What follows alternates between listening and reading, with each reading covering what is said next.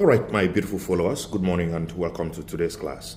In today's class, I want to answer one more question that came when I posted this video in parts. All right, so the question was, how do we install an emergency stop switch? All right, so the job of an emergency stop switch is to cut off power going to our motor in case of an emergency, and that's supposed to be an easy button like this. So what you just need to do is to come to where it is and then you push it this way, and then it will cut off power that goes to this motor. All right, and then to reset, you have to reset it back like this before it will work again. So when you push it like this, it disconnects power going to the contactor, and then the contactor will de-energize, and then power will stop going to this place.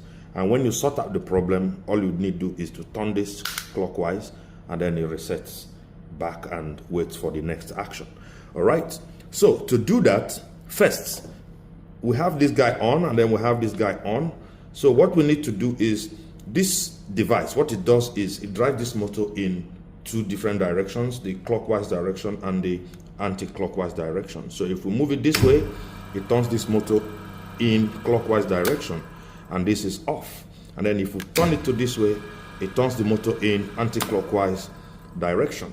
Now, how do we install an emergency switch? So an emergency switch is that switch that is going to cut off power that is going to this motor when it is running, whether it is in forward direction or in the reverse direction. So let us put it in forward direction.